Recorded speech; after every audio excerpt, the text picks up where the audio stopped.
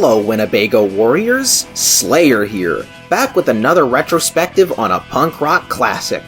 3 years ago, I made a retrospective on Dead Kennedys, and I have to say, things have changed since then.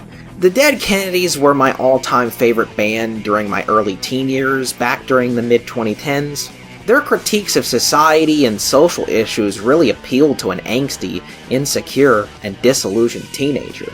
They really spoke to me back then, and even as late as 2022, when my retrospective on the band released. But my opinion on punk, and even this band somewhat, has been changing a bit in the years since. There's a lot of reasons for this, but long story short, I've grown disillusioned with many aspects of punk culture, whether it's the LARPers and posers who just use punk iconography as a way to feel rebellious, the envious types who think they are so above genres like prog rock and lambast any form of musical skills, and the most divisive aspect of punk by far, those who use it as a platform for political activism.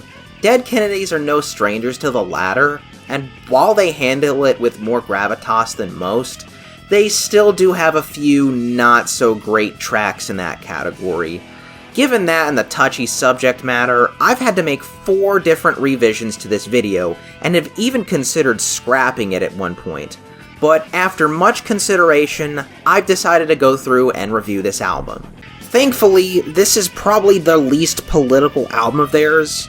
I mean, obviously it's still there, but it's a lot less overt than even on their next album, In God We Trust, which is their most obnoxious, preachy, and probably worst record.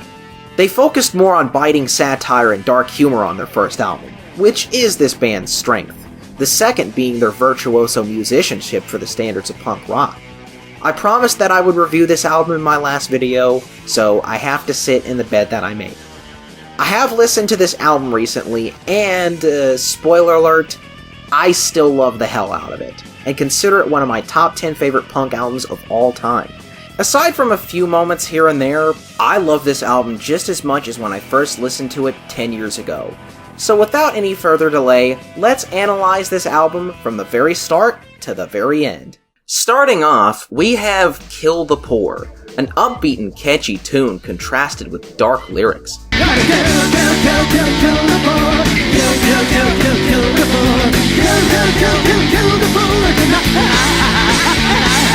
Showcasing this band's sense of humor, which is often dark and sung from the perspective of a villain. Jello's songwriting is absolutely fantastic and a highlight of this band and their skills. Maybe not Jello's singing voice, but virtuoso singing skills have never been the most common in punk, and I can give it a pass.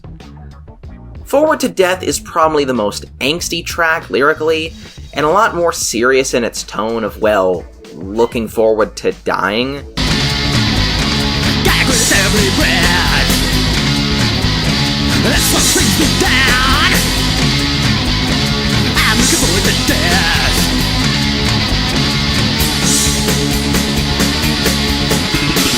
This song has definitely spoken to me in my darkest times. Thankfully, I am pretty happy with life out there despite everything, but I do pray for those who are thinking of ending it.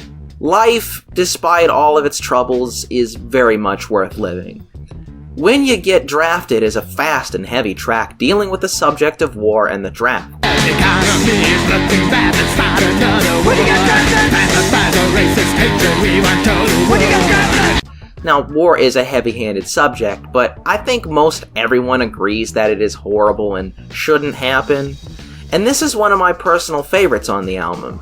It clocks in at only 1 minute 30, but packs a lot of energy in that short time span. Lynch the Landlord is a very catchy tune with a heavy surf rock influence. Now, I do not support actually lynching landlords, but man, this song is just so good and catchy.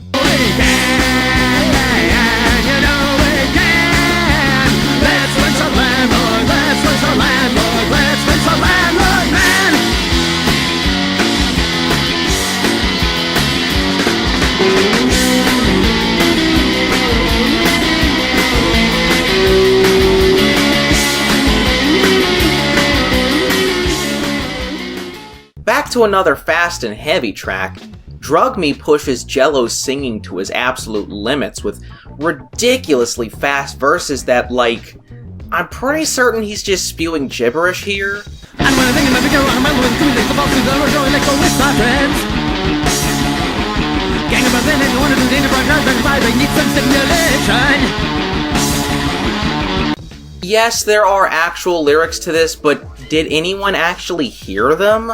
I know I didn't. Nonetheless, this is a great track with those light speed verses and the slower chorus with the subtle organ in the background. Your Emotions is very speedy, but more melodic and catchy. It's also the shortest track on the album, clocking in at only 1 minute 20 seconds.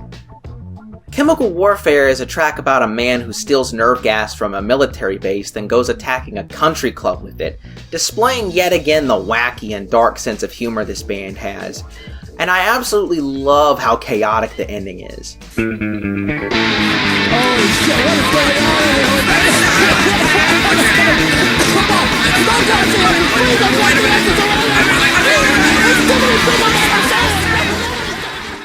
This has always been a highlight for me personally.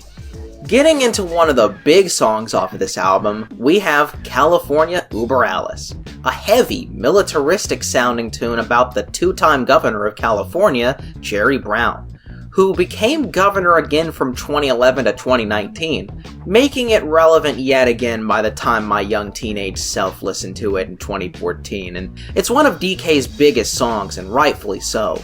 It's just such a great track with tons of atmosphere. California, Uber Alles, California, Uber Alles, Uber Alles, California, Uber Alles, California. Now this song I don't think I can say the name of without having a SWAT team kicking down my door, but needless to say, it is by far the edgiest and most offensive song on the album, but one that's saved by Jello's humor and wit. Understandably, this is a song that a lot of people will not like and would have a meltdown over, but hey, offensive jokes are a lot like jobs in the current economy. Most people don't get them. The next 3 songs are kind of a weak portion of the album, if you will, but Stealing People's Mail is definitely the best of this portion of the album, greatly displaying some of the surf and garage rock influence of this band, and it even features a neat keyboard solo.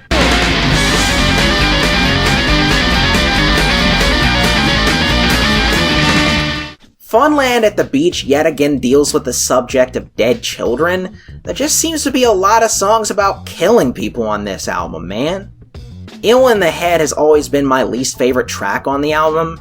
It just doesn't stand out much, outside of those atonal guitar parts, which are repeated multiple times throughout the album and do get a bit irritating. In a desperate mind, little gardens grow, they grow very wide. But thankfully this weak streak of songs is followed up by what many would consider to be Dead Kennedy's magnum opus, Holiday in Cambodia. It's just so atmospheric with the riffs and incredible songwriting.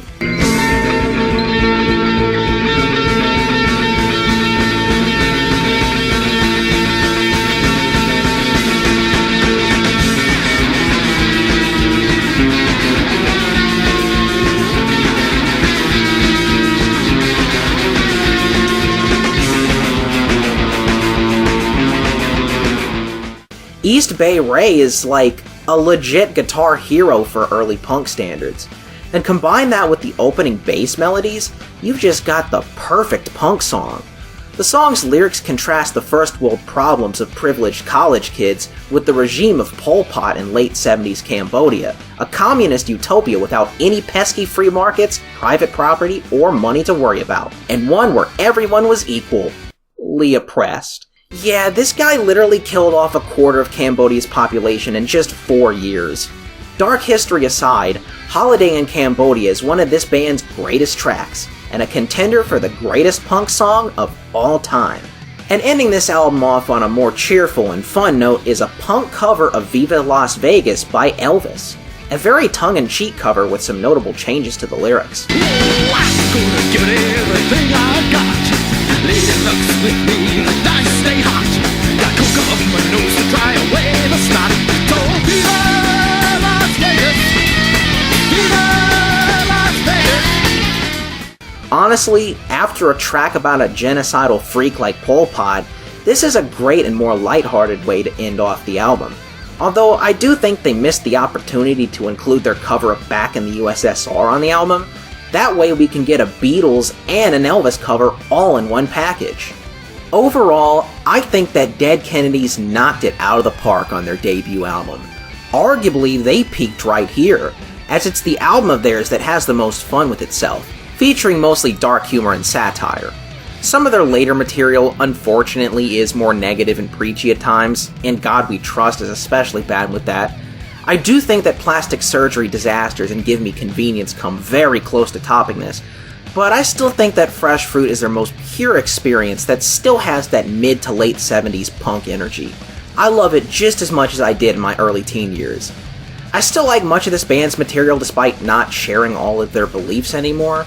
They clearly are one of the most talented and musically diverse bands of the genre while still remaining a punk and a hardcore band. Something that bands such as The Clash unfortunately failed at later in their career.